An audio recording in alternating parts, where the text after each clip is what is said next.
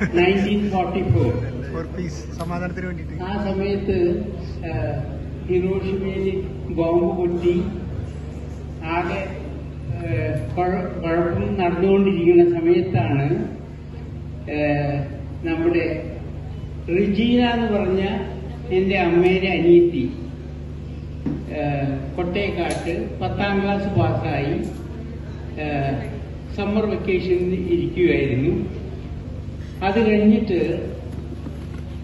അമ്മ അവിടെ കിഴക്കേ മുറിയിൽ എന്നെയും നോക്കിയിരിക്കുന്ന സമയത്ത് റിജീന, ഈ 17 വയസ്സായ റിജീന അമ്മയുടെ പേഴ്സിൽ നിന്ന് 5 ഉറുപ്പിക ആരോടും ചോദിക്കാതെ എടുത്തു. ഇൻ ഷോർട്ട് 5 ഉറുപ്പിക കട്ടു.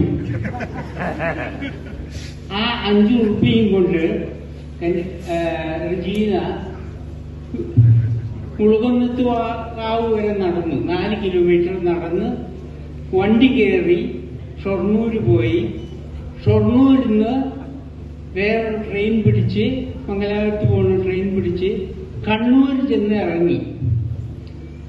എന്നിട്ട് 3 കിലോമീറ്റർ പിന്നെയും നടന്ന്, ഇത് 17 വയസ്സായ കൊച്ചി 1944 കാര്യം പറയട്ടെ, ഇപ്പോഴത്തെ 17 വയസ്സുള്ള പെൺകുട്ടികളല്ല കേട്ടോ. എന്നിട്ട് കോൺവെന്റിൽ പോയിട്ട് ഡോർ തട്ടി. മദർ വന്ന് വാതിൽ തുറന്നു. ആള് അകത്ത് കയറി. പിന്നെ ഇവിടെ കൊട്ടേക്കാട്ട് റിജീനെ കാണാനില്ല. റിജീനെ പൊന്നു എന്നാ വിളിക്കാറ്. പൊന്നുവിനെ കാണാണ്ട് അപ്പാപ്പനും അമ്മാമിയും ആങ്ങളമാരും എല്ലാവരും കൂടി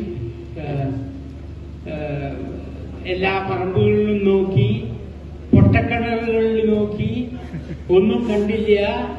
അത് കഴിഞ്ഞപ്പോ അയൽക്കാരൊക്കെ വന്നു, പന്തവും ചൂട്ടും ഒക്കെയായി റിജീനെ തിരക്കി, ഒന്നും കണ്ടില്ല. അത് കഴിഞ്ഞ് ഇങ്ങനെ പേടിച്ച് എല്ലാവരും വിഷമിച്ചിരിക്കുന്ന സമയത്ത് ഒരു റെഡ് ബൈക്ക് കുറ്റൂരിൽ നിന്ന് മണ്ണൊക്കെ അടിച്ച് അപ്പാപ്പന്റെ വീട്ടിൽ വന്നു.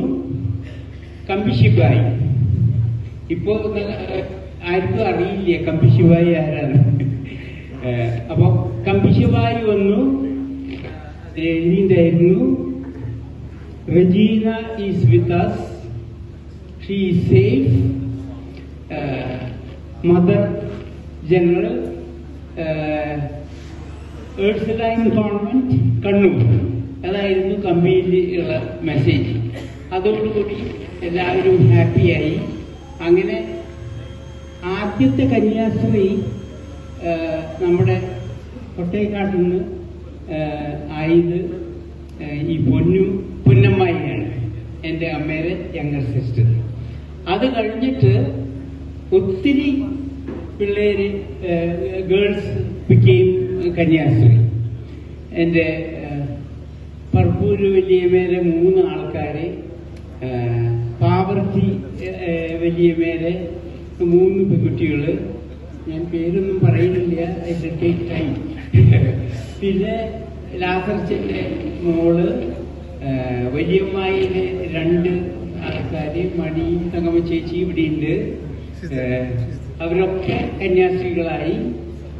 അങ്ങനെ ഇരിക്കുമ്പോഴാണ് നമ്മുടെ ഏഴി ഹൈസ്കൂൾ കോളേജ് പഠിച്ച് അപ്പനോട് പറഞ്ഞു കോൺവെന്റിൽ ചേരണമെന്ന് പറഞ്ഞു.